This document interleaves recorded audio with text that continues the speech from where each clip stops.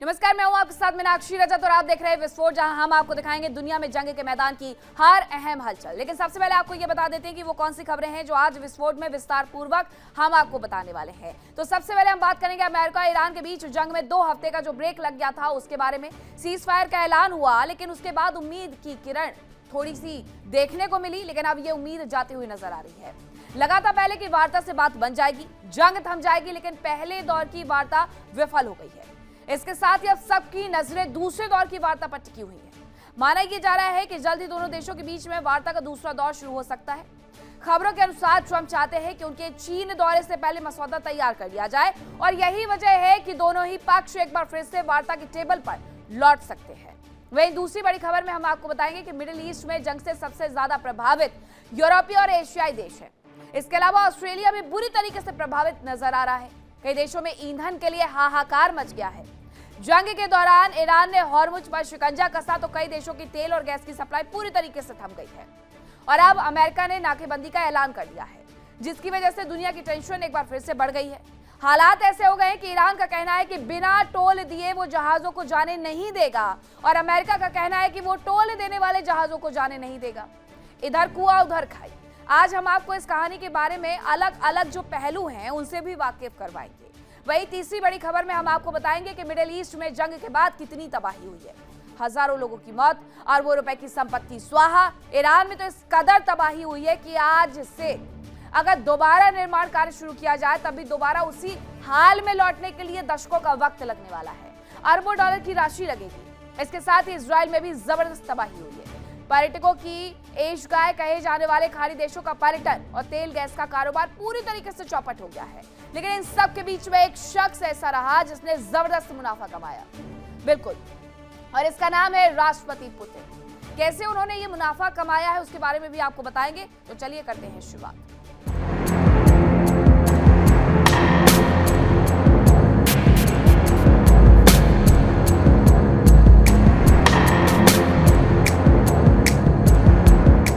Middle east में ये जो कुछ वक्त का विराम आया है युद्ध में, उससे जुड़ी हुई एक बड़ी खबर आपको बताते हैं कि एक बार फिर से युद्ध में लौटने से पहले वार्ता की शुरुआत हो सकती है, बातचीत हो सकती है। अमेरिका ईरान में वार्ता हो सकती है। ये बताया जा रहा है कि एक बार फिर से ये बातचीत की टेबल पर आ सकते हैं और अमेरिका ने बातचीत का इशारा दिया है।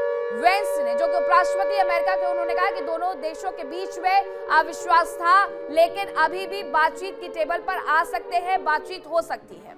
और कई सारी रिपोर्ट्स ये दावा कर रही हैं कि अमेरिकी राष्ट्रपति डोनाल्ड ट्रंप ये कहते हुए नजर आ रहे हैं कि 48 घंटे के भीतर एक बार फिर से वार्ता की टेबल सजाई जाएगी, लेकिन 2 शर्तें हैं अमेरिका की। पहली शर्त ये कि हॉर्मुज को पूरी तरीके से खोल दो।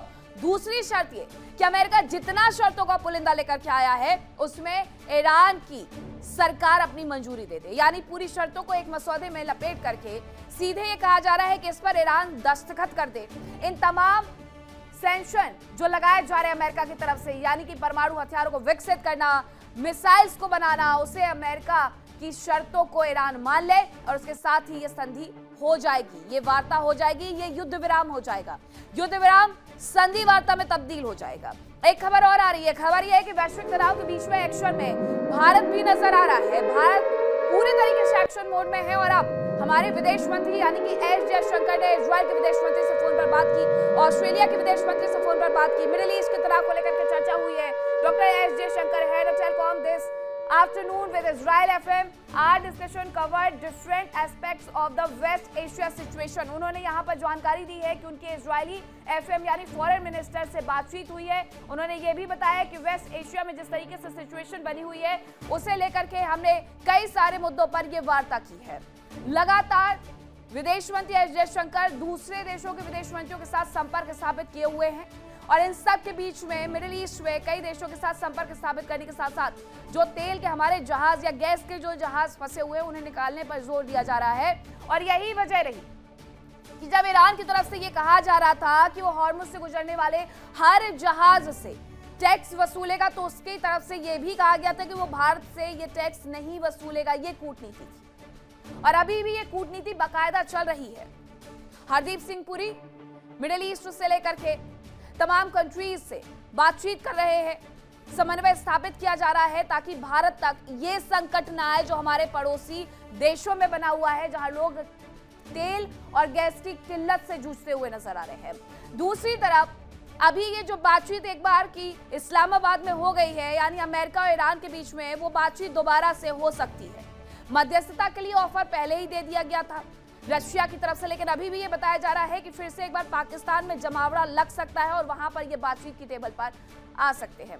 इसी बीच एक और खबर आपको बताती हूँ। खबर यह है कि यूएस विदेश मंत्री अगले महीने भारत के दौरे पर आ सकते हैं। मार्को रूबियो भारत के दौरे पर आएंगे, ये बताया जा रहा है। इस दौरान भी कई वैश्विक मुद्दों पर चर्चा होगी।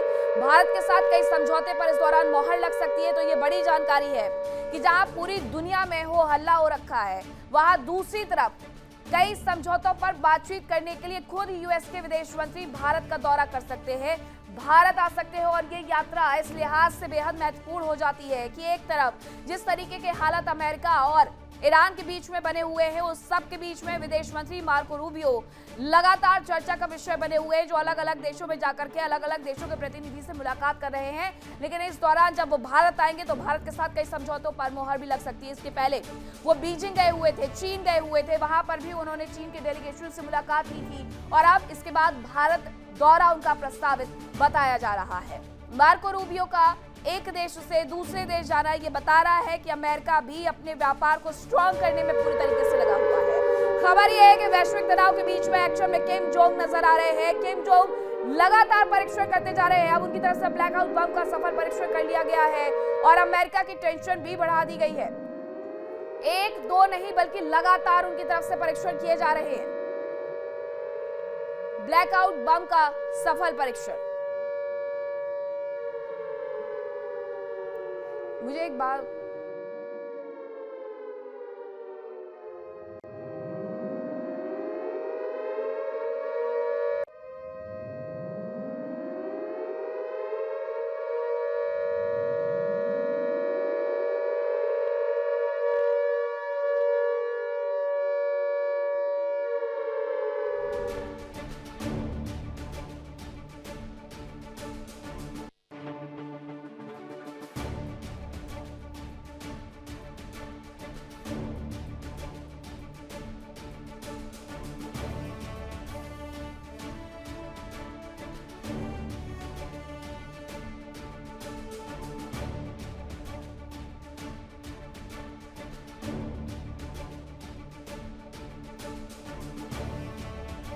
तो वैश्विक तनाव के बीच में किम जोंग लगातार एक्शन में नजर आ रहे हैं, जिनकी तरफ से कई परीक्षण किए जा रहे हैं और एक दिन के भीतर 6 परीक्षण किए जा रहे हैं। उन्होंने ब्लैकआउट बम का सफल परीक्षण कर लिया है और इस दौरान खुद वो भी मौजूद रहे, यानी कि किम जोंग उन भी मौजूद रहे हैं। अब ये दो खबरें आपको बता रहे हैं।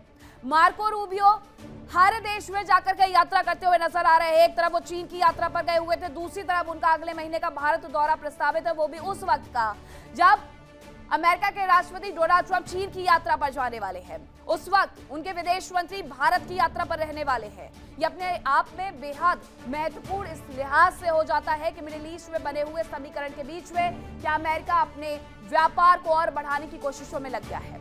अमेरिका और ईरान के बीच में वार्ता का ये पहला दौर पूरी तरीके से विफल होने के बाद अमेरिका ने हॉर्मुज में नाकेबंदी कर दी।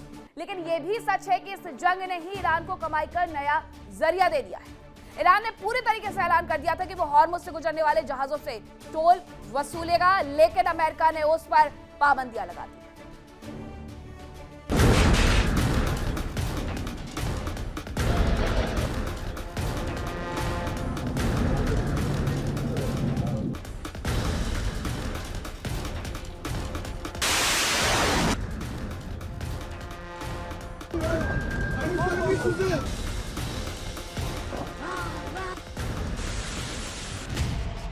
अमेरिका और इजराइल ने ईरान को लगभग मिटाने के मकसद से जंग का आगाज किया था, लेकिन ये जंग उल्टी पड़ गई। ईरान ने ऐसा पलटवार किया कि दुनिया में हाहाकार मच गया और ईरान के हाथ लॉटरी लग गई। पहले से ही माना जा रहा था कि ईरान होर्मुज पर शिकंजा कसकर दुनिया को टेंशन में डाल सकता है, लेकिन ईरान ने तो यहाँ से कमाई का स्थायी जरिया ही ढूंढ लिया। सीज फायर के लिए एक शर्त ईरान ने भी रखी कि उसे हुर्मुज पर अधिकार मिले, यानी वो वहां से गुजरने वाले जहाजों से टोल वसूल सके। यानी अब दुनिया में तेल की कीमत और भी बढ़ सकती है। खबर है कि ईरान ने टोल वसूलना शुरू भी कर दिया। ईरान अब 1 बैरल तेल पर $1 का टोल वसूलने जा रहा है। माना जा रहा है कि सिर्फ इस शुल्क से ही ईरान को सालाना 70 से 80 अरब डॉलर तक की कमाई हो सकती है। बात करें ईरान के कारोबार की तो साल 2023 में ईरान ने तेल कारोबार से $41.1 कमाए थे और साल 2024 में तेल कारोबार से 46.7 अरब डॉलर की आय हुई, जबकि साल 2026 में तेल से होने वाली आय बढ़कर रोजाना 139 बिलियन डॉलर हो गई। ईरान होर्मुज को लेकर काफी सतर्क हो गया है। उसने लंबे समय तक प्रतिबंध झेले हैं, लिहाजा अब वो टोल के भुगतान में बिटकॉइन जैसे डिजिटल करेंसी को भी तरजीह दे रहा है। माना जा रहा है कि ऐसा वो पारंपरिक बैंकिंग सिस्टम और अंतर्राष्ट्रीय प्रतिबंधों से बचने के लिए कर रहा है।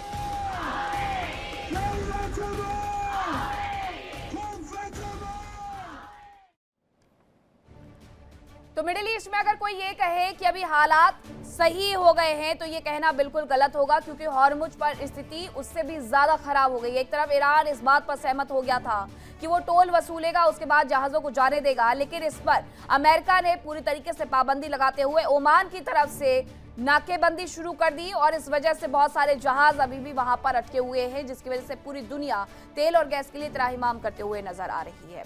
अब इसी पर हम कुछ एक्सपर्ट से समझेंगे कि अगर हॉर्मुज में यही स्थिति बनी रही तो आखिरकार आगे क्या होगा, और उसके साथ साथ ये भी समझेंगे कि क्या ये दोबारा बातचीत होगी।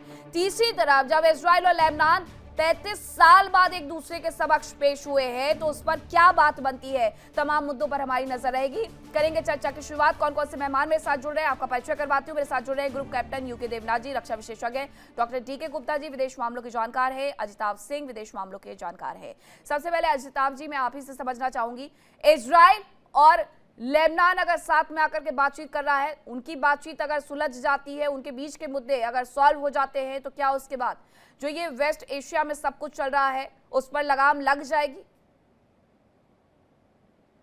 देखिए मीनाक्षी जी, इतना आसान नहीं है, इशू बहुत कॉम्प्लेक्स है। और सबसे पहले तो ये जो इजराइल और लेबनान के बीच चल रहा है, इसमें जो एक मेजर प्लेयर है हिजबुल्लाह, जो कि स्टेट विद इन स्टेट है, उसकी अपनी समानांतर सरकार आप कह लीजिए। उसके 2 MP भी हैं, 2 मंत्री हैं इनफैक्ट सरकार में। एक तो ये 18-19% उसकी हिस्सेदारी है वहां लेबनान की सरकार में। और हिजबुल्लाह अपने आप में एक पॉलिटिकल विंग भी है, एक मिलिट्री विंग भी है, वो मिलिट्रीली भी बहुत स्ट्रांग है। और जो अभी चल रहा है, इजराइल की मंशा है कि एक बफर जोन तैयार करने की। वो बफर जोन अभी जो कल बातचीत हुई है, उस बातचीत में शायद यही प्रपोजल दिया गया है कि बफर जोन का क्या स्वरूप होगा। उसमें 3 स्टेज में शायद इजराइल ने प्रपोज किया है कि बॉर्डर से 8 किलोमीटर तक इजराइल का कंट्रोल रहेगा, इजराइल की आर्मी उसको कंट्रोल करेगी। 8 किलोमीटर के बाद से जो उसका लितानी रिवर तक का, वहां तक का कंट्रोल लेबनान की जो मिलिट्री है वो कंट्रोल करेगी। और उसके नेक्स्ट लेवल का जो है जहरानी नदी तक का, वो लेबनान की आर्मी उसको भी कंट्रोल करेगी। अल्टीमेटली इसका मेन ये है कि हिजबुल्लाह को डिसआर्म करना, उसको सीज, उसको कोशिश करनी है कि वो हथियार अपना छोड़ दे। लेकिन ये इतना आसान नहीं होगा, क्योंकि हिजबुल्लाह एक तो ईरान का सपोर्ट है ही है, दूसरी तरफ हिजबुल्लाह खुद इतना स्ट्रांग है कि वो, अब वहां की सरकार की भी मैं थोड़ा सा आपको बताना चाहूंगा। सरकार में जो राष्ट्रपति हैं वहां लेबनान में, वो ईसाई हैं, जो प्रधानमंत्री हैं वो सुन्नी हैं, और जो स्पीकर हैं वहां के पार्लियामेंट के, वो शिया हैं। लेकिन वो स्पीकर शिया हैं, वो हिजबुल्लाह के नहीं हैं, वो एक अलग अमल पार्टी है उसके हैं वो। तो वो ज्यादातर लेबनान की सरकार के समर्थक माने जाते हैं बनिस्बत की हिजबुल्लाह के। तो हिजबुल्लाह के लिए इस समझौते को मान लेना इतना आसान नहीं होगा। सीज फायर का मेन मुद्दा है कि एक तरफ इजराइल चाहता है कि हिजबुल्लाह अपना आर्म्स सरेंडर करे, दूसरी तरफ लेबनान चाहता है कि सीज फायर हो। लेकिन ये दोनों मुद्दे इतने आसान नहीं है, क्योंकि हिजबुल्लाह अभी भी पावरफुल है और हिजबुल्लाह को पूरा ईरान का सपोर्ट है। तो ऐसे केस में मुझे नहीं दिख रहा है कि बहुत ज्यादा उम्मीद है, क्योंकि Hezbollah is the main player, वो तो है ही नहीं। जो अभी बातचीत कल हुई है अमेरिका के साथ, अमेरिका के संरक्षण में एक तरह से कह लीजिए, उसमें Hezbollah was not a party. वहां पे पार्टी लेबनान की सरकार है और इजराइल की सरकार है। पहले भी 2024 में भी सीज फायर हो चुका है नवंबर में, और वो सीज फायर इजराइल ने कितनी बार तोड़ा है, क्योंकि लेबनान हिजबुल्ला हमेशा अटैक की मुद्रा में रहता है, अटैक करता रहता है। तो ये इतना कॉम्प्लेक्स है, कहना मुश्किल है कि वो किस करवट बैठेगा, अभी उस पर बहुत ज्यादा उम्मीद नहीं है। हाँ, ये भी कोशिश हो रही है कि जो हिजबुल्ला का मुद्दा है या लेबनान का मुद्दा है उसको ईरान से डीलिंक कर दिया जाए, लेकिन वो भी अभी ईरान के लिए इतना आसान नहीं होगा, क्योंकि प्रॉक्सी को छोड़ने से ईरान कमजोर होगा, ऑलरेडी कमजोर हो चुका है। अगर वो हिजबुल्ला, हुती और हमास को छोड़ देगा तो उसकी पकड़ और ढीली होगी, इसलिए आईआरजीसी इसको कभी होने नहीं देगा। बिल्कुल, आईआरजीसी इसको बिल्कुल नहीं होने देगा। खबर एक और आ रही है कि यूएस ईरान वार्ता पर खबर ये कि आने वाले दिनों में बातचीत हो सकती है। डोनाल्ड ट्रंप ने खुद ही शांति वार्ता की जानकारी दी है। हॉर्मुज तनाव के बीच में ट्रंप ने ये जानकारी दी है कि आगे आने वाले वक्त में एक बार फिर से बातचीत के टेबल पर आएंगे, और इस लिहाज से 48 घंटे बेहद महत्वपूर्ण हो जाते हैं डॉक्टर डी के गुप्ता, कि क्या 48 घंटे के भीतर फिर से एक बार टेबल सजा दी जाएगी बातचीत के लिए। लेकिन मुझे लगता नहीं है कि इससे भी कोई बहुत ज्यादा हासिल कुछ करने वाला है, ना तो अमेरिका ना ईरान। अमेरिका की दो शर्तें, पहली हॉर्मुज खोल दे जिसे अमेरिका खुद रोक करके बैठा हुआ है, दूसरी है कि अमेरिका ने जितनी शर्तें लगाई है उस पर ईरानी सरकार मान जाए। ये कैसी शर्तें हैं? जी नमस्कार। देखिए, एक जो बिल्कुल ब्रॉडर सेंस में क्या है कि अमेरिका का डॉट्स ईरान नहीं है, इनफैक्ट अमेरिका का चाइना है, और इस ब्लॉकेट से चाइना को उसने चैलेंज किया है। इस ब्लॉकेट करके चाइना को चैलेंज किया, जिसकी 90% जो है सप्लाई ईरान की वहां से आती है, और उसको चैलेंज करके उसने जो इकोनॉमिकल एक्टिविटी थी, जितनी भी फाइनेंशियल एक्टिविटी थी ऑयल से रिलेटेड, ईरान की उसने बंद कर दी है। अब यहाँ पे जब पहली बार पीस टॉक की बात हो रही थी तो मैं एक दो बार इसका उद्धरण किया था कि 2 डायमेंशनल अप्रोच पे यूएस और इजराइल फ्रंट लड़ रहा है।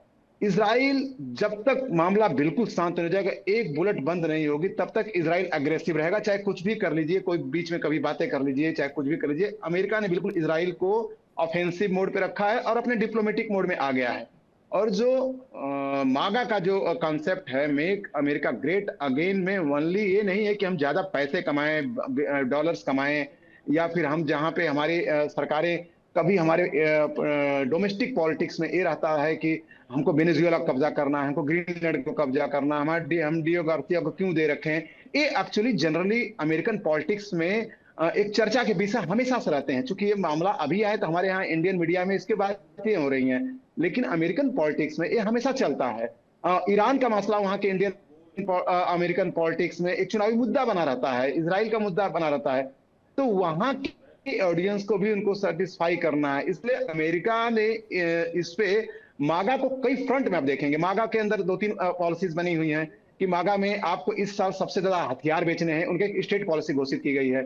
मागा में ये भी है कि आपको जो है वेस्ट एशिया पे जो है अपना पकड़ मजबूत करनी है, अब्राहम एकॉर्ड को मजबूत करना है, चाइना को दिखाना है इस बार कि देखो हम ही सबसे बड़े हैं, और उसी की परिणति है।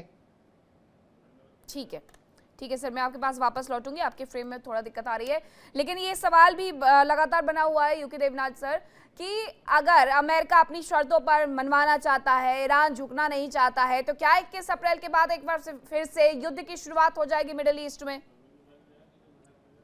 मीनाक्षी, सबसे बड़ी बात है कि बातचीत हो रही है, बातचीत के लिए अग्रसर हो रहे हैं, तो जब तक बातचीत हो रही है तब तक तो युद्ध नहीं होना चाहिए। इस बार अमेरिका से भी हिंट आए हैं कि वो भी काफी कॉम्प्रोमाइज करने के लिए तैयार हैं। ईरान के जो 10 पॉइंट हैं वो बहुत ही नरम पॉइंट हैं, और अगर अमेरिका चाहे तो उनको बहुत आसानी से मान सकता है। देखिए, जैसे ईरान बोल रहा है कि हमारे ऊपर जो सैंक्शन लगे हैं उठा दो, एक्सपोर्ट इंपोर्ट के सैंक्शन लगे हैं, ऐसी कोई बात नहीं है। ईरान कहता है कि हमारे जो एसेट्स को अमेरिका ने फ्रीज किया हुआ है पिछले 40 साल में, $8 बिलियन अमेरिका ने फ्रीज किया हुआ है, उनको रिलीज कर दो, ये भी कोई बड़ी बात नहीं है।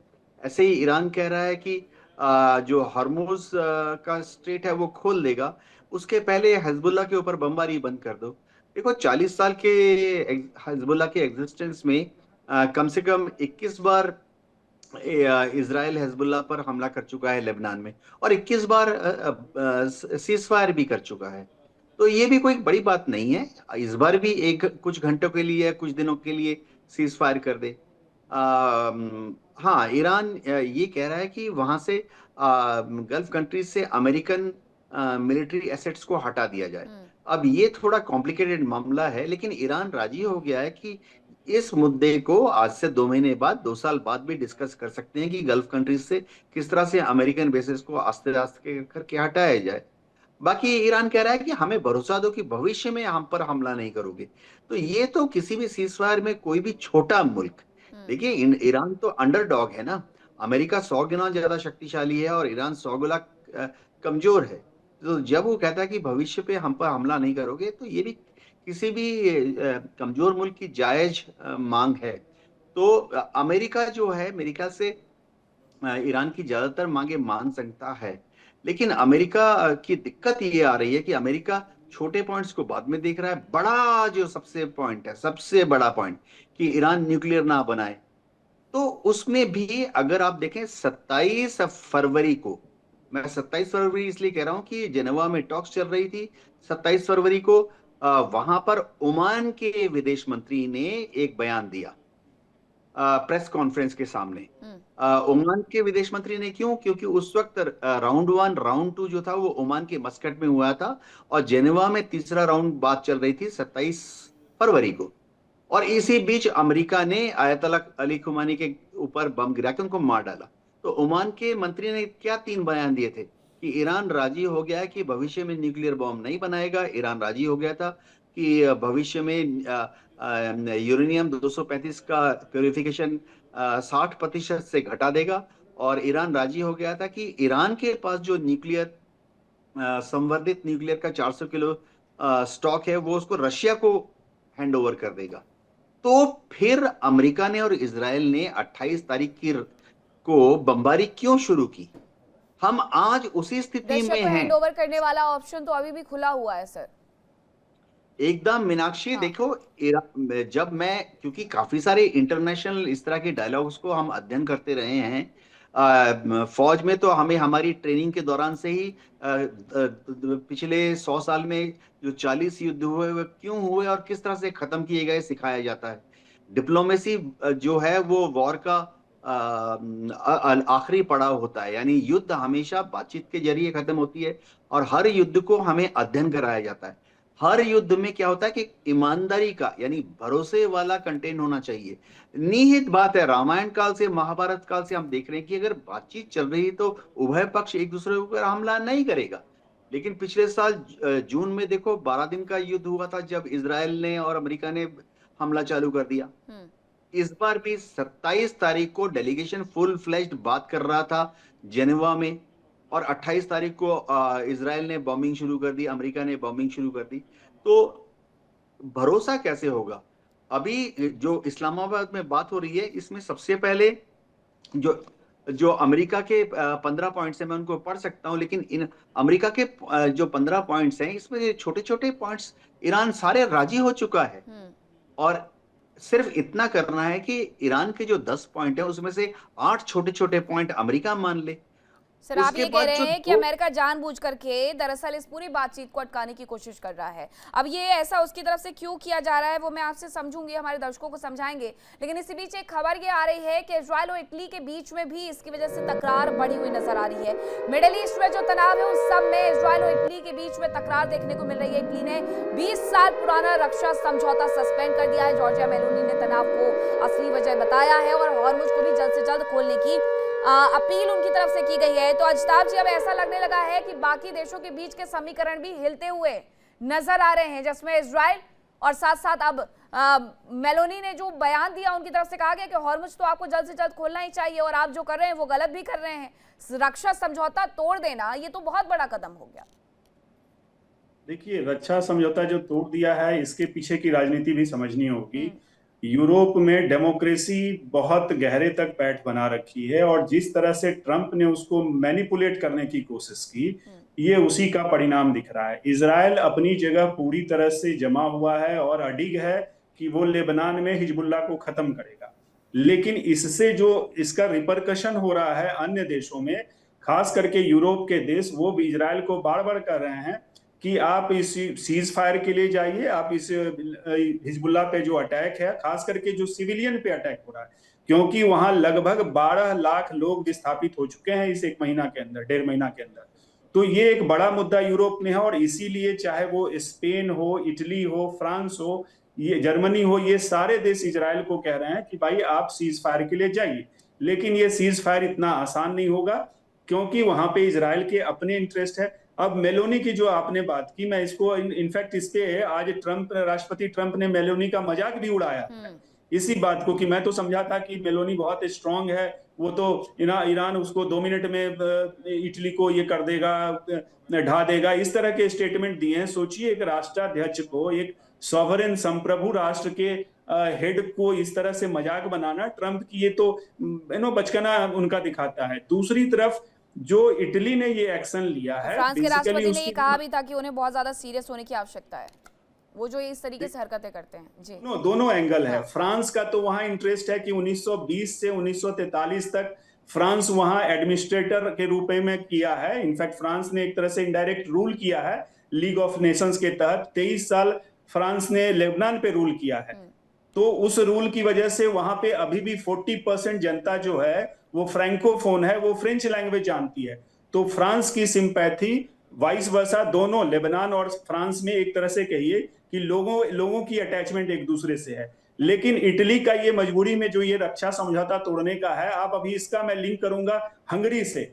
हंगरी में पिछले 16 साल से राष्ट्रपति ट्रंप के ही फार राइट पार्टी जो थी, ओरबन की पार्टी, या ओरबन वहां के राष्ट्राध्यक्ष चुने गए थे। अभी ट्रंप ने उनको जिताने की काफी कोशिश की हंगरी में, पिछले 2 दिन पहले रिजल्ट आई है, और उसमें ओरबन जो ट्रंप के सहयोगी थे या सबसे नजदीकी राष्ट्राध्यक्ष थे, उनकी हार हुई है। तो इससे अब इटली में भी खतरा इनको लग रहा है, मेलोनी को, कि कहीं अगले साल इलेक्शन अगर होना हुआ तो उसमें इनकी भी जनता वहां इनसे बहुत खफा चल रही है। क्योंकि कल मैं सुन रहा था इटली के पार्लियामेंट में बाजाप्ता बड़ी इस पे बहस हुई है, और मेलोनी की बहुत छीछा लेदर वहां पे हुई है। तो मेलोनी को अपनी जनता को देखना है, और इजराइल के चलते ये वहां पे इशू बन रहा है ऑलरेडी यूरोप में। उन्हें अपने आप को भी सेफ मतलब करके रखना है अजिताभ जी, कि अगर उनकी जनता उनसे सवाल पूछे, उनकी जनता अगर सड़कों पर उतर करके प्रदर्शन करने लगे, तो वो भी सेफ रहना चाहती हैं, सेफ खेलना चाहती हैं। कि अगर सवाल होते हैं, उंगलियां उठती हैं, तो उन्हें कहने के लिए तो होना चाहिए कि इजराइल के साथ उन्होंने अपनी डील को तोड़ दिया है। लेकिन डीके गुप्ता जी, क्या इस तर्ज पर और भी यूरोपियन कंट्री सामने आएंगी? कनाडा में मैं बता रहा हूँ 4% इंडियन कम्युनिटी है, लेकिन वहां की पॉलिटिक्स को इतना हद तक प्रभावित करती है कि वहां के राष्ट्रपति को भारत के खिलाफ बयान देना पड़ता है, और उसके बाद वो चुनाव हारते हैं। आज की डेट में आप इस बात से इनकार नहीं कर सकते कि दुनिया के अंदर माइग्रेशन में 90% मुसलमान हर देशों में इस तरह से भरे पड़े हुए हैं कि वहां पे अब एथिकल बेस को प्राप्त करने के लिए अब वहां पे मुहिमें चल रही हैं। वहां पे 3-4 लाख लोग सड़कों पे इकट्ठा हो जाते हैं, और वहां की पॉलिटिक्स को इम्पैक्ट करता है। इटली हो, फ्रांस हो, ये सब ऐसे देश रहे हैं जहां पे कि अब तकरार बढ़ती जा रही है कि किस तरह से हम अपने पुराने एथिकल बेस को फिर से प्राप्त करें, और उसकी भाषा वहां पॉलिटिकल एरेना से भी आती है। इजराइल को अगर समझौता तोड़ना पड़ता है इजराइल से, या इजराइल जैसे देश को बोलना पड़ता है कि आप शांति समझौता करो, जबकि जानते हुए भी कि इजराइल लगभग पिछले 10-15 सालों से लगातार जो है हिजबुल्लाह को और हमास को जो है संघर्ष कर रहा है, उसके बावजूद भी उसके 2023 में किस तरह से उसके नागरिकों के 1200 नागरिकों का कत्लेआम मतलब 1-2 घंटे के अंदर कर दिया गया। तो एक कंपेल करता है ये इंग्लैंड के अंदर भी ये कंडीशन है कि वहां के कुछ पार्ट्स में जो है सरिया के मांग चल रही है। तो जब वहां पे एक डेमोग्राफी चेंज होती है, तो वहां पॉलिटिकल एरिया में भी मैसेज होता है कि आप जो है हमारी तरफ से बात करिए, यही चीज। और यहाँ पे देखिए इसका असर इतना जा रहा हो कि अभी कनाडा में, अभी हंगरी में ट्रंप के विरोधी जो है जीते हैं। अभी ऑस्ट्रेलिया का चुनाव हुआ, ट्रंप के विरोधी जीते हैं। कनाडा में चुनाव हुआ, ट्रंप के विरोधी जीते हैं। तो यहाँ पे जो नॉन क्रिश्चियन कम्युनिटी है, खासकर जो मुस्लिम कम्युनिटी है, वो एक प्रेशर ग्रुप क्रिएट कर रही है उन देशों के बीच में, खासकर अमेरिका के खिलाफ। उसके बावजूद भी अगर हम इसको स्टडी करें अमेरिका के पॉइंट ऑफ व्यू से, और अमेरिका के से देखें, तो अमेरिका इन सब चीजों को अच्छी तरह से रीड कर रहा है। उसके बावजूद भी अपनी जो पकड़ विश्व में बनाए रखने के लिए वो ईरान, वेनेजुएला और जल्दी जल्दी उसने 4-5 महीनों के अंदर काम किए हैं। और उसके बाद उन्होंने बड़े सुप्रीम पावर, जिसका लोगों में जलन आना शुरू हो गया, लाइक चाइना एक्सेट्रा। और रसिया को अमेरिका संभालना चाहता है, क्योंकि अगर रसिया को अमेरिका संभालेगा तो जरा सा उसको चाइना पे डिपेंडेंसी रसिया की कम होगी, तो उसकी मित्रता बढ़ेगी, क्योंकि ट्रंप में पुतिन बड़ा अच्छा संबंध भी है। तो ये सारी चीजें अमेरिका एक स्टेब्लिश करना चाहता है माइंड सेट में लोगों के, कि हम आज भी बड़े हैं। और यही जो इटली की जो अभी घटना हुई है, ये सारी घटनाओं को मैं जो रीड कर यही पा रहा बात का हूँ एहसास कि दिलाने के लिए आपको तो ये इतनी लंबी लड़ाई लड़ रहे हैं, ताकि झुकना ना पड़े, दुनिया को ये संदेश ना चला जाए कि अमेरिका छोटा बन गया है। खबर ये आ रही है कि एक्शन में सीज फायर के बीच में ईरान नजर आ रहा है। ईरान ने अपनी नेवी का वीडियो शेयर किया है। तेज रफ्तार मिसाइल बोट्स एक्टिव हुए हैं। वीडियो में मिसाइल बोट्स की तस्वीरें भी सामने आई है। और इसके पहले भी हमने देखा था कि वहां जहां ओमान से नाकेबंदी की शुरुआत की गई थी अमेरिका की तरफ से, उस तरफ भी अपनी नेवी को ईरान की तरफ से भेजा गया था। लेकिन इन सब के बीच में ईरानी नेवी का वीडियो आया है, जिसमें तेज रफ्तार मिसाइल बोट्स एक्टिव है और बोट्स की तस्वीरें भी सामने आई हैं। सर, आप जरा बताइएगा यूके देवनाथ सर कि ये पूरी जो तस्वीरें उनकी तरफ से जारी की जा रही हैं, ये तस्वीरें हम दिखा भी रहे हैं, अब ये क्या कहना चाह रहे हैं कि हॉर्मुज पर सिर्फ और सिर्फ दादागिरी चलेगी तो ईरान की चलेगी, अमेरिका के इस दखल को बर्दाश्त नहीं किया जाएगा? मीनाक्षी जी, विडंबना देखिए, जिस स्टेट ऑफ हॉर्मुज को ईरान ने बंद करके रखा था, अमेरिका उसको खुलवाने की कोशिश कर रहा था। अमेरिका ने तो दावत दी थी नाटो देशों को और मित्र देशों को, Japan, south Korea, Taiwan, Australia को, कि अपनी नेवी के शिप भेजे स्टेट ऑफ हॉर्मुज को खुलवाने के लिए। उसी स्टेट ऑफ हॉर्मुज को आज अमेरिका फिर से ब्लॉक कर रहा है। बहरहाल देखिए, ईरान बहुत क्लियर है कि उसके पास कोई हथियार नहीं बचे हैं। उनकी नेवी खत्म हो गई है, उनकी एयरफोर्स खत्म हो गई है, उनकी आर्मी जो है वो ठीक ठाक आर्मी है, लेकिन कमजोर है अमेरिका के मुकाबले। ईरान के पास जो रॉकेट्स और मिसाइल्स का भंडार है वो भी खत्म हो रहा है। तो ऐसे में ईरान बहुत क्लियर है कि उसे अगर युद्ध लड़ना है तो दूसरे तरीकों से, fighting a war by other means, तो दूसरे तरीके से कैसे लड़ सकता है। जैसे अमेरिका ने जब ईरान के ऊपर सैंक्शन लगाया तो वो भी युद्ध लड़ने का एक तरीका है। अब अमेरिका ईरान के कच्चे तेल को एक्सपोर्ट होने नहीं दे रहा है, वो भी अमेरिका का युद्ध लड़ने का एक तरीका है। तो इसी तरह से जब ईरान हार रहा है, देखिए एक शब्द होता है अंग्रेजी में अंडरडॉग। ईरान इस युद्ध में शुरुआती दौर से ही अंडरडॉग रहा है, यानी छोटा पार्टनर, यानी कमजोर पक्ष रहा है। मिलिट्री तौर पर तो एकदम कमजोर, फाइनेंशियली भी कमजोर। लेकिन ईरान ने एक चीज आज से 10 साल पहले ही कह दी थी कि अगर उसके ऊपर युद्ध थोपा गया तो वो स्टेट ऑफ हॉर्मुज को बंद करने के लिए बाध्य होगा। आज से 6 महीने पहले और आज से 3 महीने पहले ईरान ने यूनाइटेड नेशन में डिक्लेयर किया था, राइटिंग में है, ईमानदारी के साथ ईरान ने डिक्लेयर किया था कि अगर ईरान के ऊपर बमबारी चालू हुई तो इस बार वो स्टेट ऑफ हॉर्मुज को बंद कर देगा। ये ईरान की मजबूरी है। देखिए, जिस देश के पास कोई फौज ना हो, आर्मी, नेवी, एयरफोर्स ना हो, रॉकेट मिसाइल्स खत्म हो रहे हैं, तो वो क्या प्रणाम करेगा घुटने पे आकर, साष्टांग दंडवत प्रणाम करेगा अमेरिका को और इजराइल को? एशिया का कोई मुल्क भी नहीं करेगा, भारत भी नहीं करेगा दुश्मन के सामने। हम लड़ेंगे, हमारे हाथ में जो भी अलग अलग विकल्प हैं, चाहे वो फाइनेंशियल हो, चाहे साइकोलॉजिकल हो, या जियोग्राफिकल एडवांटेज हो। तो ईरान ने अपनी जियोग्राफी का एडवांटेज लिया। और मैं आपको मीनाक्षी बताऊं, परसों तक दुनिया भर के जितने एनालिस्ट थे वो ईरान को क्रिटिसाइज कर रहे थे कि ईरान बहुत बड़ा क्राइम कर रहा है, कैसे वो इस जलडमरू को बंद कर सकता है, स्टेट ऑफ हॉर्मुज दुनिया की प्रॉपर्टी है, अनक्लॉज के नियमों का अवमानना होगा, अंतरराष्ट्रीय मैरीटाइम रूल के ईरान तोड़ रहा है। आज पिछले 48 घंटे से अमेरिका ने जो स्टेट ऑफ हॉर्मुज को बंद किया हुआ है, एक भी दुनिया का तैयारी सिर्फ स्ट्रेट ऑफ हॉर्मुज को लेकर के नहीं चल रही है, वो मलेक्का की तरफ भी बढ़ गए हैं। थोड़ा हमें इस पर भी ध्यान देना होगा। अजिताभ जी, आपने देखा होगा कि एक पूरा डेलीगेशन मुलाकात करने की कोशिशों में लगा हुआ है कि वो किसी तरीके से इंडोनेशिया से बातचीत कर ले। इंडोनेशिया से उनकी कोई डील भी साइन हुई है, जिसकी वजह से ये एशिया का जो हॉर्मुज हम जिसे कहते हैं मलेक्का, उस पर वो पूरी निगाहें अमेरिकन रख सकते हैं, क्योंकि हो सकता है इंडोनेशिया अपने एयरबेस का इस्तेमाल करने की अनुमति अमेरिका को दे दे इसके साथ ही। देखिए मीनाक्षी जी, खेल यहाँ पे कुछ बहुत कहते हैं ना कि चेस बोर्ड पे खेला जा रहा है, और एक पुरानी 19th सेंचुरी 20th सेंचुरी में ग्रेट गेम का कंसेप्ट है। तो मुझे लगता है ये ग्रेट गेम बीइंग रिविजिटेड। अब इसमें अमेरिका की जितनी चालें हैं, हॉर्मुज से लेके मलक्का तक की आप कहें, तो ये पूरा का पूरा चाइना को घेरने की कोशिश है, क्योंकि चाइना सबसे बड़ा दुश्मन भी है और स्मार्ट प्लेयर है। तो चाइना को घेरने के लिए वो मलक्का और हॉर्मुज दोनों का, मैं एक थोड़ा सा यहाँ पे आपको बताना चाहूंगा दर्शकों के लिए ये, कि कैसे ये गेम प्लान पूरा चल रहा है अमेरिका का। बेसिकली हॉर्मुज को उसने जो अभी नाकाबंदी की है, वो ईरान टारगेट कम है, वो ज्यादा टारगेट चीन ही है। और चीन यहां से लेके वो मलक्का तक उसको घेर लेगा। कैसे घेर लेगा, तो आप चीन के लिए देखिए सबसे बड़ी कि मुश्किलें पहले होंगी। जी, तो ये बेसिकली ये चीन ने, जैसे यहाँ अमेरिका ने चीन को दे दिया ऑर्डर या नाकाबंदी करने की, उसने बात कही कि कोई भी जहाज अगर वो इधर से निकलता है तो उसको ना जाने देंगे।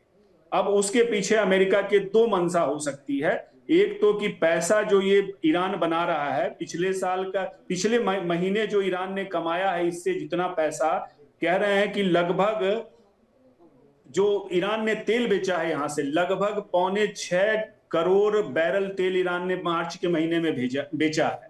और उससे जो उगाही की है, प्लस जो टोल टैक्स से इन्होंने कमाया है ईरान ने, वकूद पैसा कमाया है, और उस पैसे से वो वार की फंडिंग हो रही है। तो अमेरिका के लिए एक तो उसको रोकना बहुत जरूरी है। दूसरी तरफ ये चीन को 90% से ज्यादा सप्लाई चीन को ही जा रही है, और चीन इससे और ज्यादा पावरफुल हो रहा है। तो चीन को कैसे रोका जाए? चीन एक तरफ इसके डॉलर को भी कमजोर कर रहा है, इसकी अमेरिका की इकोनॉमी, अमेरिका का डिफेंस, हर तरफ चीन ने अपनी पकड़ बना ली है। और अगर ये चीन ऐसे ही चलता रहा तो मलक्का में भी चीन का कंट्रोल एक तरह से बढ़ जाएगा। तो अमेरिका चाह रहा है कि अगर चीन को हम यहीं से पकड़ने की कोशिश करें तो मलक्का तक वो कंट्रोल में आ जाएगा। और कैसे कंट्रोल कर रहा है, लेकिन अभी देखिए ट्रंप ने क्या कहा। अमेरिका को चीन से इस बात पर तो डरना चाहिए ना कि रेयर अर्थ मिनरल्स जो है वो तमाम वो चीन से लेकर के आते हैं। अगर चीन उस बात पर पीछे हट गया तो मलक्का पर तो इन्हें भी हटना पड़ेगा। आपने घेराबंदी हॉर्मुज में की, ठीक है, चीन को वहां पर आपने तकलीफें दी। अब आप सोच रहे हैं कि एशियन हॉर्मुज को भी आप घेर करके चीन को एक बार फिर से निशाना बना लें, तो चीन भी तो किसी ना किसी पल्ले पर भारी है। वही तो हो रहा है। जैसे मलक्का में, जैसे यहाँ पे हॉर्मुज में इन्होंने चीन को घेरने की कोशिश की। अभी आपने एक खबर सुनी होगी कि वहां का एक जो चीन का टैंकर है, उसका नाम है रीच स्टारी, ये वहां से निकल गया। अब कैसे अमेरिकन फौज वहां से निकलने दी? इसको एक तरफ तो नाकाबंदी है। अगर तो क्या चीन के आप शिप को या टैंकर को आप रोक लेंगे? अगर चीन ने लड़ाई इसके लिए इसका रिपरकशन तो हो सकता है। क्या अमेरिका लेटेस्ट खबर में आपको बताती हूँ कि इसका क्रेडिट ट्रंप ने लेना शुरू कर दिया है, जो कह रहे हैं कि नाकेबंदी के बाद 1, 2, 3 नहीं बल्कि हमने 34 जहाज गुजरने दिए हैं, जो कल तक 4 जहाज पर राजी नहीं हो रहे थे। तो अपने बयानों के लिए तो वो वैसे ही फेमस माने जाते, कभी मैन मेड थ्योरी के तहत, तो कभी लोग कहने लग गए हैं कि डिमेंशिया हो गया उनको। अब इसके बारे में हम और चर्चा करेंगे, लेकिन खबर एक और आ रही है कि ईरान का जो सीक्रेट स्पाई सैटेलाइट है, उससे खुलासा हुआ है कि स्पाई सैटेलाइट के जरिए अमेरिका पर नजर रखी जा रही है। ये चीन से लिया गया है TEE-01B सैटेलाइट। हमलों में सैटेलाइट का इस्तेमाल किया गया है, ये भी जानकारी अमेरिकी एयरबेस पर इससे नजरें रखी जा रही है स्पाई सैटेलाइट। हालांकि इसके पहले भी इसी तरीके से खुलासे हुए थे कि चीन की तरफ से जो भी CCTV लगाए गए हैं उन्हें ट्रैक किया गया अयतुल्ला अली खामनेई की लोकेशन को समझने के लिए, और इसके साथ साथ ईरान की तरफ से भी स्पाई किया जा रहा है। ईरान के लिए स्पाई किया जा रहा है चीन की तरफ से, और रूस की तरफ से भी स्पाई किया जा रहा है। अब ऐसे में स्पाई सैटेलाइट को लेकर के जो जानकारी हाथ लगी है कि चीन की तरफ से TE-01B सैटेलाइट का इस्तेमाल किया जा रहा है। तो DK गुप्ता जी, ये तो तमाम देशों में इसी तरीके से कार्य करते हैं कि चीन की तरफ से वैसे भी जो उपकरण उपलब्ध करवाए जाते हैं वो बहुत ज्यादा भरोसे लायक नहीं होते हैं। चीन की तरफ से कुछ CCTV लगवाए गए ईरान के अंदर, उसे ट्रैक किया गया। इजराइल की तरफ से अयतुल्ला अली खामनेई की लोकेशन ट्रैक कर ली गई, और अब चीन ने जो अपने ये स्पाई सैटेलाइट लगाए थे उससे नजरें रखी जा रही थी अमेरिकी एयरबेस पर। यानी कि रशिया के साथ साथ चीन भी इसमें पूरी तरीके से भागीदारी रहा है कि कैसे आपको अमेरिकन एयरबेस पर नजरें टिका करके वहां पर हमला करना है।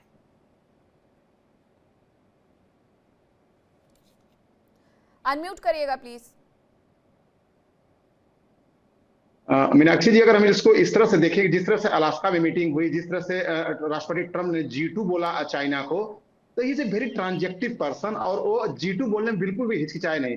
अभी तक चाइना, अमेरिका के बहुत सारे राष्ट्रपति कभी भी चाइना को अपने टक्कर में नहीं लेते थे और G2 नहीं बोलते थे, मतलब वो G1 ही बोलते थे, मैं दुनिया में अकेला नहीं हूँ। लेकिन इन्होंने किस तरह से रेयर अर्थ को चैनलाइज करने के लिए अपने द्वारा पहले टैरिफ को हथियार बनाया, 100, 200, 300% टैरिफ तक चाइना पर ले गए, और लेने के बाद जो उसको डाउन करके और रेयर अर्थ का अपना चैनलाइज कर दिया। कितना स्मार्ट है ट्रंप इस मामले में।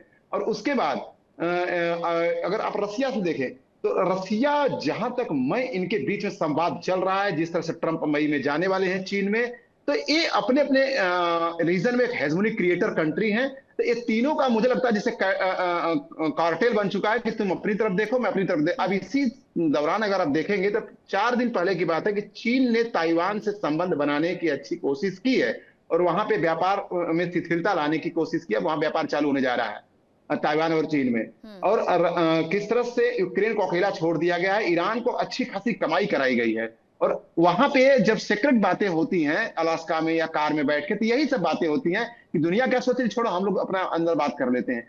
और जहां तक रसिया का और इस समय अमेरिका का रिलेशन है, मैं नहीं समझ पा रहा हूं कि इसमें रसिया ने कभी हेल्प किया होगा ईरान का। वो कहने के लिए चाहे पेपर पर कितना, हाँ, लेकिन चाइना किया जरूर होगा। और इसमें एक चीज और देखने की बात है कि जितने भी कंट्री हैं, अभी इटली की अभी मिडिल ईस्ट का उन्होंने भ्रमण करके गए, साउथ कोरिया ने इन्वॉय भेजा, यूके के प्राइम मिनिस्टर जब युद्ध शांति हो गया तो यूएई आ गए और वहां पे विदेशों में। तो ये लोग अपने हथियार बेचेंगे, अपनी टेक्नोलॉजी बेचेंगे, अपने सौदेबाजी करेंगे। तो ये पूरा दुनिया जो है इकोनॉमिक वार लड़ती है हमेशा से। और इसका यही है कि चाइना का जो सैटेलाइट है और अमेरिका का सैटेलाइट। लेकिन आप एक चीज देखिए कि सारी चीजें, जितनी भी चीजें थी वेनेजुएला में, सारी चीजें जो है एकदम लॉक कर दी गई थी अमेरिकन टेक्नोलॉजी के द्वारा। एआई इस समय दुनिया का सबसे लेटेस्ट मॉडल है जिसपे विकास बढ़ना है और एआई के लिए बहुत ज्यादा एनर्जी की जरूरत है। और उस एनर्जी की जरूरत में भारत को और चाइना जैसे देशों को उस पे चोट मारी जा रही है अमेरिका के द्वारा कि उतनी एनर्जी ना मिले चाइना को, भारत जैसे देशों को, जापान जैसे देशों को, और एआई में नंबर 1 मैं ही रहूं। तो ये सारे बहुत बड़े बिग गेम हैं, उसमें छोटे मोटे फायदे ईरान। अभी ईरान का युद्ध खत्म होगा तो आप देखेंगे हंगरी और क्यूबा में शुरू हो जाएगा, क्योंकि अमेरिका की समर्थित गवर्नमेंट क्यूबा तो ऑलरेडी चल रहा है, हंगरी में और यूक्रेन में शुरू हो सकता है, क्योंकि अब समर्थित गवर्नमेंट नहीं रही। तो एक चीजें एक नॉर्मल रूटीन है अब के देश में, उस समय जबकि हमारे न्यूज़पेपर्स में, मीडिया में अब ये नहीं सुनाई देता कि देर से यानी इवन पीस कीपिंग फोर्स, जैसे कि स्वेच का जो लफड़ा था वहां पे पीस कीपिंग फोर्स ने उसको ओके कर दिया था। जी मीनाक्षी जी। ठीक है सर, एक खबर और है कि अमेरिकी राष्ट्रपति डोनाल्ड ट्रंप ने बड़ा बयान दिया। उन्होंने कहा है कि कल हॉर्मुज से 34 जहाज गुजरे हैं। नाकेबंदी के बाद सबसे बड़ी संख्या है। बाकी देश नाकेबंदी में मदद करें। ईरान किसी तरीके से समझौता चाहता है, किसी तरह भी ईरान समझौता करना चाहता है। ट्रंप की तरफ से ये बयान दिया गया है। अब कल की खबर का मैं जिक्र कर रही थी कि अमेरिकी राष्ट्रपति डोनाल्ड ट्रंप ये कह रहे थे यूके देवनाथ सर कि हमने 4 जहाज भी नहीं गुजरने दिए, हमने सारे जहाजों को वहां से वापस कर दिया। अजिताभ जी भी यही बात कह रहे थे कि चीन का वहां से जहाज गुजरा तो गुजरा कैसे। अब अमेरिकी राष्ट्रपति डोनाल्ड ट्रंप ये कह रहे हैं कि उन्होंने 34 जहाज वहां से गुजरने दिए हैं। अब तक के सबसे ज्यादा संख्या है ये। बाकी देशों को भी हमारे साथ उतर जाना चाहिए। यानी ईरान के खिलाफ अभी भी वो चाहते हैं कि पूरी कंट्री साथ में आ जाए, पूरा विश्व साथ में आ जाए अमेरिका के, और वो ईरान को अपनी शर्तों पर नीचे करवा लें। लेकिन ये जो बार बार बयान बदलते हैं, ये मैडमेन है या डिमेंशिया है, क्या है ये सर? हाँ मीनाक्षी, डोनाल्ड ट्रंप जब कहते हैं कि 34 जहाज पानी से हॉर्मुज के रास्ते से बाहर चले गए, एक तो है कि पॉजिटिव डेवलपमेंट है। अमेरिका कह रहा है कि वो सिर्फ ईरान से, उनके बयान पर कल ही तो वो ये कह रहे थे कि हमने 4 जहाज नहीं गुजरने दिए, आज कह रहे हैं हमने 34 जाने दिए, तो भरोसा कैसे करें उनके बयान पर? हाँ देखिए, हो ये रहा है कि उन्होंने जो शर्त लगाई है कि ईरान से आने वाले जहाजों को रोका जाएगा, लेकिन अगर कोई पानी का जहाज आ रहा है कुवैत से, इराक से, सऊदी अरेबिया, ओमान, कुवैत, कतार, यूएई, तब उसको नहीं रोकेंगे। तो आस्ते आस्ते आप देखेंगे कि इन सब देशों से जो पानी के जहाज आ रहे हैं उनको अमेरिका क्लियरेंस देना शुरू कर देगा। और अमेरिका रोकेगा किसे? जो जहाज ईरान से कच्चा तेल लेकर आ रहे हैं। अब सवाल होता है कि फिर ईरान इन 34 जहाजों को कैसे, क्यों नहीं रोक रहा है? ये एक बहुत बड़ा क्वेश्चन है। तो जानकार ये बता रहे हैं कि ये सब जहाजों को अमेरिका तो क्लियर कर देता है क्योंकि वो कुवैत से आ रहा है, समझिए, लेकिन क्वाइटली, चुपके चुपके, बिना अमेरिका को बताए हुए, क्रिप्टो करेंसी के थ्रू या हवाला के थ्रू या थर्ड पार्टी मेडिएशंस के थ्रू उस जहाज का जो मालिक है या कंपनी है वो चुपचाप ईरान को भी $1 मिलियन दे देते हैं। तो ये 34 जहाज आएंगे, आजकल परसों में निकल जाएंगे। जब डोनाल्ड ट्रंप बोलते हैं कि 4 जहाज गए, 34 जहाज गए, 34 जहाज गए, उसका मतलब है उन्होंने 34 जहाजों को हार्बर से निकलने की परमिशन दे दी है। अभी भी वो गल्फ में ही हैं, पर्शियन गल्फ में ही हैं, लेकिन अमेरिका की नेवी ने उनको बंदरगाह से निकलने की परमिशन दे दी है। देखिए, ये सोचना कि ईरान बहुत ज्यादा पैसे कमा रहा है, मैं एक बात थोड़ा बताना चाहता हूं कि हर जहाज पर ईरान, चाहे उचित हो या अनुचित हो, अगर $1 मिलियन लेता है तो बहुत बड़ी फिगर नहीं है। जब सोमालिया में, अगर हम याद रखें, सोमालिया में जो जलदस्यु होते थे, एक एक जहाज से वो $100 मिलियन, $500 मिलियन लेते थे। तो ईरान जब कह रहा है कि वो एक जहाज से $1 मिलियन लेगा, तो कोई ज्यादा पैसे हैं नहीं।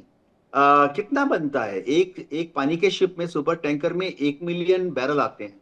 तो एक बैरल पर महज 50 सेंट, या एक बैरल पर महज $1।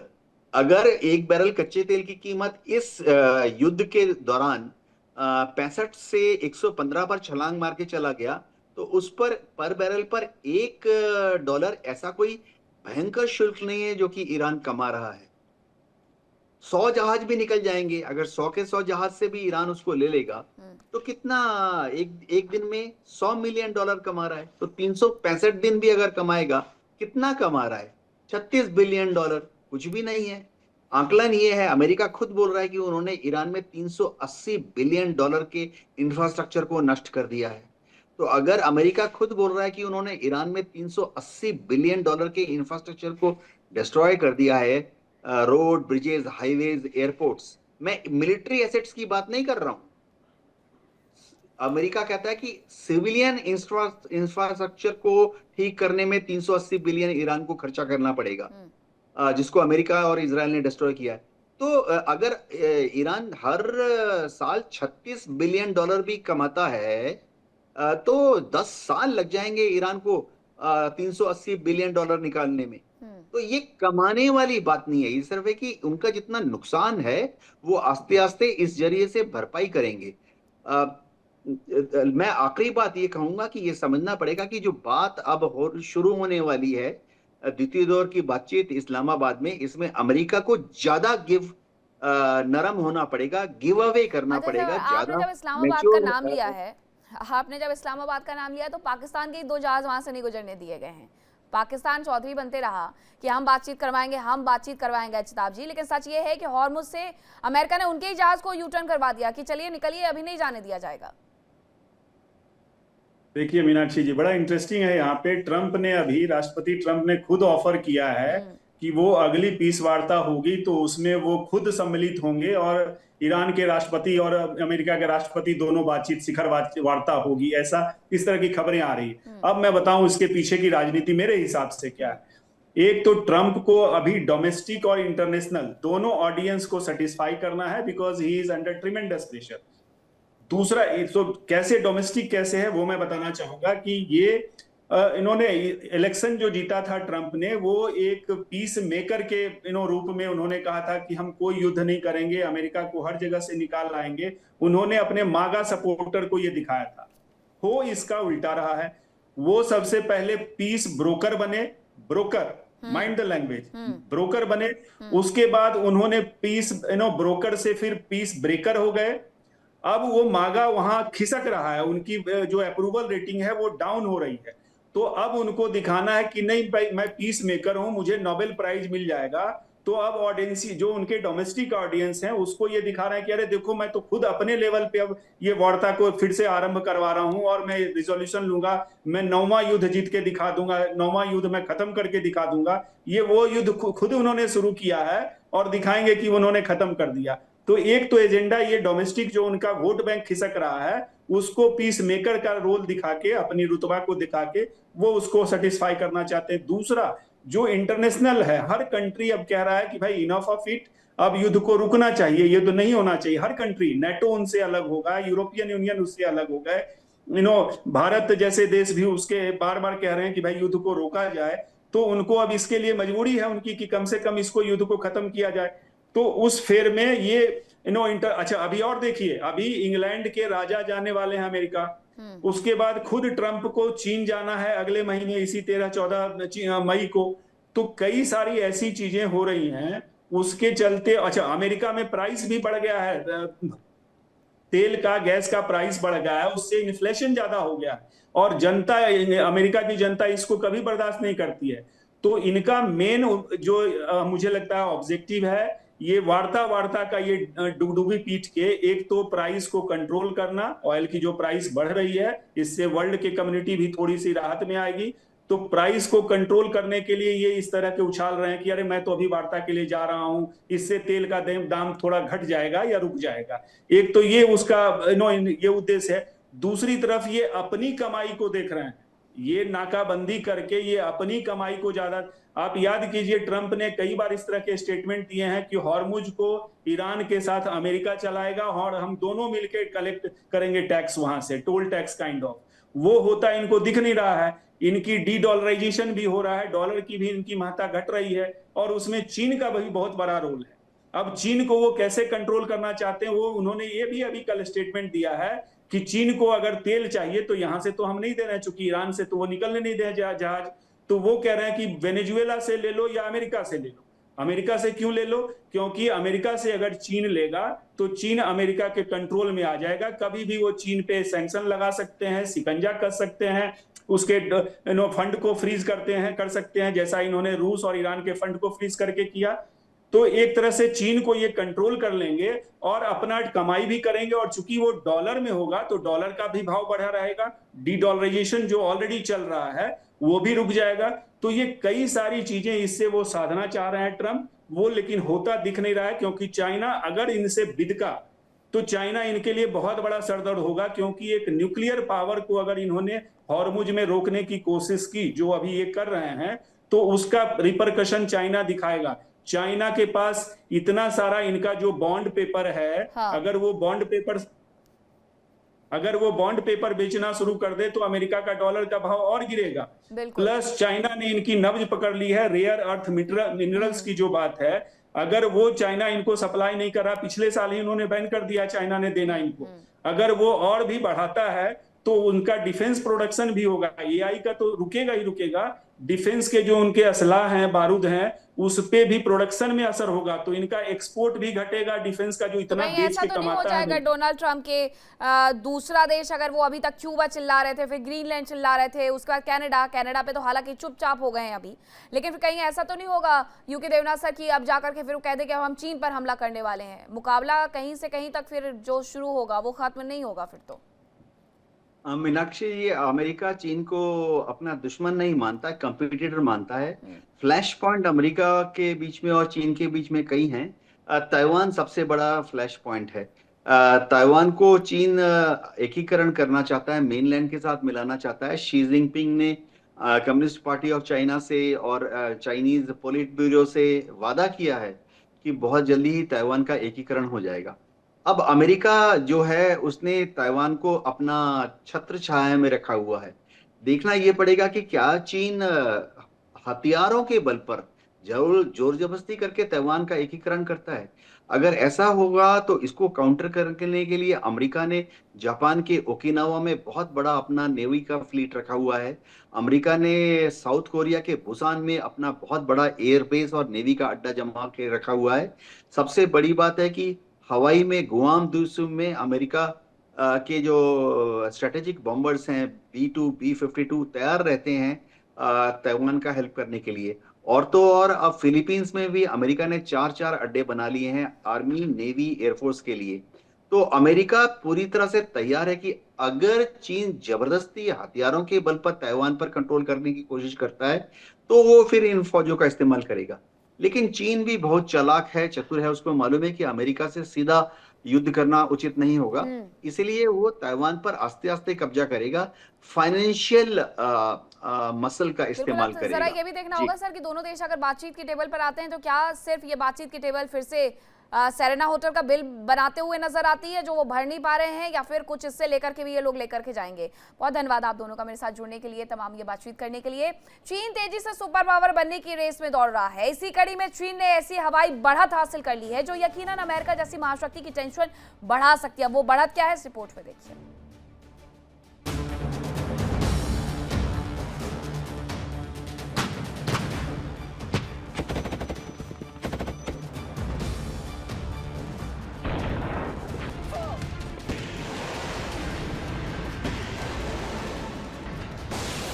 चीन तेजी से सुपर पावर बनने की रेस में दौड़ रहा है। वो लगातार एक के बाद एक नई पीढ़ी के हथियार विकसित कर रहा है। इसी कड़ी में वो अमेरिका के B-2 बॉम्बर से 2 गुना बारूद और तूफानी रफ्तार वाला हवाई राक्षस विकसित करने जा रहा है। चीन का H-20 स्टील्थ बॉम्बर दुनिया का सबसे रहस्यमयी सैन्य प्रोजेक्ट है, जो 12,000 किलोमीटर तक परमाणु हमला करने में सक्षम है। रडार से बचने की अद्भुत स्टेल्थ तकनीक के कारण ये अमेरिकी ठिकानों के लिए सीधा खतरा हो सकता है। चीन के एक्सपर्ट्स इस प्रोजेक्ट पर तेजी से काम कर रहे हैं। H-20 एक ऐसा शिकारी है जो रडार की नजर में नहीं आता, लेकिन अपने पेट में पूरी दुनिया को राख करने का बारूद लेकर जरूर चलता है। चीन का H-20 सिर्फ एक विमान नहीं, बल्कि बीजिंग की वो ब्रह्मास्त्र योजना है जो पेंटागन की नींद उड़ाने के लिए काफी है। चीन ने अपनी न्यूक्लियर ट्रायल की आखिरी और सबसे खौफनाक कड़ी तैयार कर ली है। ये मुकाबला सिर्फ 2 विमानों का नहीं, बल्कि एशिया प्रशांत क्षेत्र में सुपर पावर कहलाने की जंग का है। H-20 सिर्फ एक बम वर्षक विमान नहीं है, बल्कि ये चीन की वैश्विक महाशक्ति बनने की महत्वाकांक्षा का प्रतीक है। यदि ये पूरी तरह से सक्रिय हो जाता है तो ये अमेरिका के हवाई वर्चस्व को सीधे चुनौती देगा। H-20 की तुलना अक्सर अमेरिका के B-2 स्प्रेट और नए B-21 राइडर से की जाती है। अमेरिका का B-21 तकनीकी रूप से बेहतर है, लेकिन चीन का H-20 ज्यादा पेलोड ले जा सकता है। चीन के पास लंबी दूरी का कोई ऐसा विमान नहीं था जो बिना ईंधन भरे दूसरे महाद्वीप तक पहुंच सके। H-20 एक कमी को पूरा करता है। H-20 के आने के बाद प्रशांत महासागर में अमेरिका के रणनीतिक ठिकाने सुरक्षित नहीं रह पाएंगे। ये विमान बिना रडार पर आए अमेरिकी ठिकानों पर बमबारी कर सकते हैं। Bureau report, India daily. विस्फोट में आज के लिए इतना ही। रुकने की ब्रेक के लिए कहीं मत जाएगा। इंडिया डेली अब आपके स्मार्ट टीवी पर भी मौजूद है। इंडिया डेली 24/7 अब इन सभी प्लेटफॉर्म पर लाइव देखें।